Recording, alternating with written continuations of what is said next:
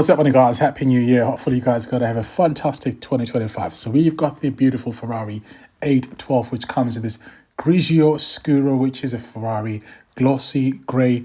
This car is beautiful. As you guys can see, the comparison of the black strip in the middle to the grey just goes really well. It looks stealthy.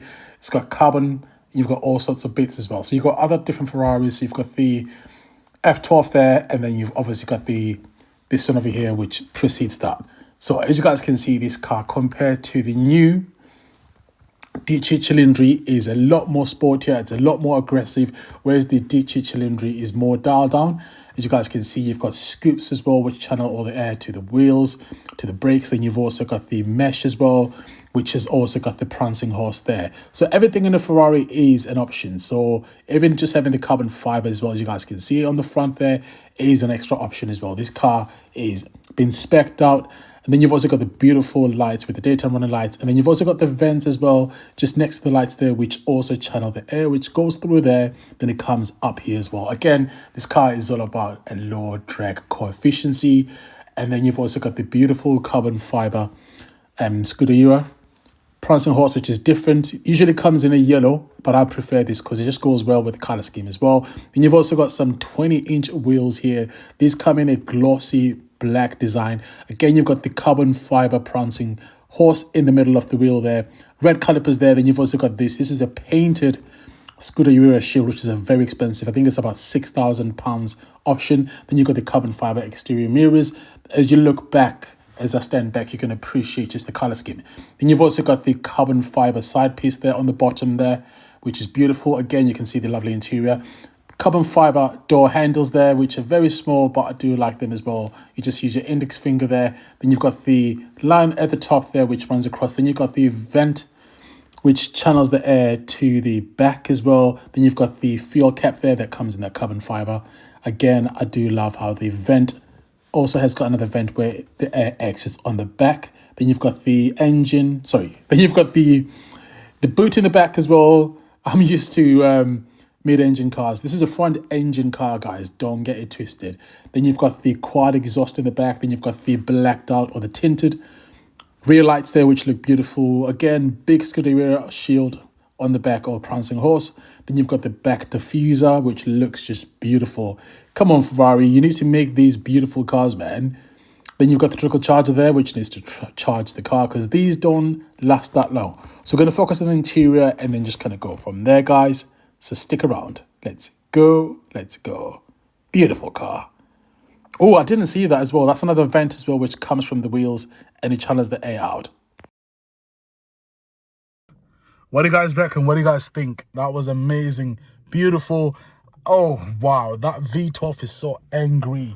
It just sounds so angry. I'll show you guys the engine. So with this car, it's got a very long bonnet because the engine sits just right behind the front axle. So it gives the car like a mid-engine setup. I beg your pardon. Which is good for like weight distribution. And, you know, it's just part of Ferrari's DNA. They try and balance the car so it's 50-50 or near enough front and back, which gives the car just enough stability so the car is able to, you know, give you that spirited drive as well as give you that comfortable, luxurious drive. So in terms of dampers, this car has got different damper settings. So you're able to configure the car so it matches the terrain that you're in. In the UK, you got very rough roads. So I'll probably configure this in comfort.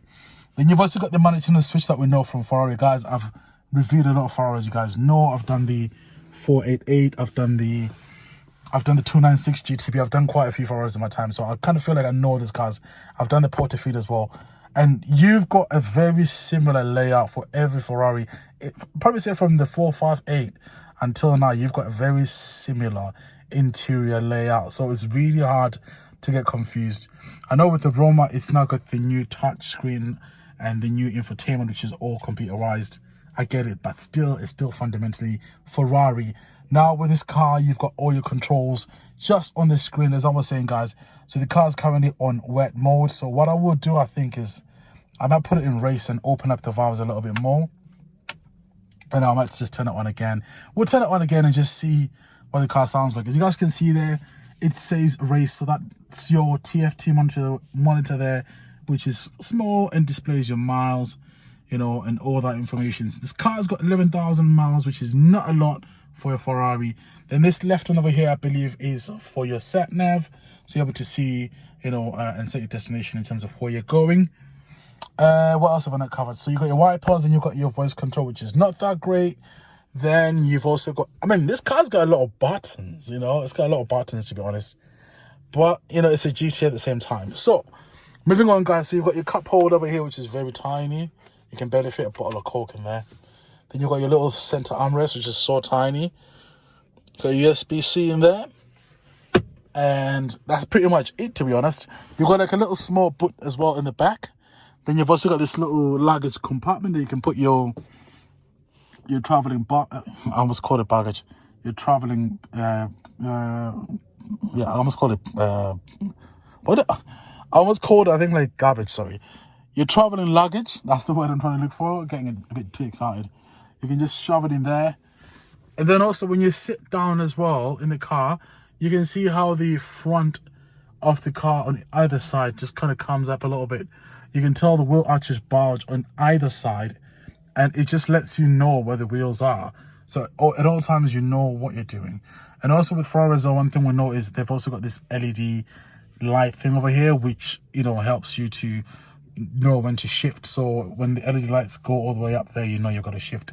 So speaking about shifting, this car redlines at 8,500 RPM, which is, yeah, quite a lot. So you really have to grab this car by the scruff of its neck to get as much excitement as possible. I think you might probably get like full power from around 5,000, you know, and the last 3,500, when you're just about to like change the gear, you know, you can just hear it scream so loud. This thing is a screamer.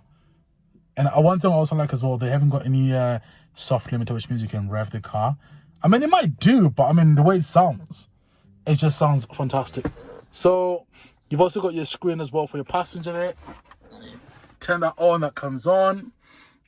They're also able to see information. They're also able to see information such as speed. Guys, I'm so excited I can't even speak properly. Then that's your open there. That opens up your glove compartment, which is not too big. It's, you know, it's reasonable for a Ferrari, I've got to say. And also one thing I forgot as well is on the back here, you've also got carbon fiber just there, just for the sake of it, you know. Like, why not? Why not? This is, I think, the favorite Ferrari that I like so far, purely based on space. With the 488, it's too low.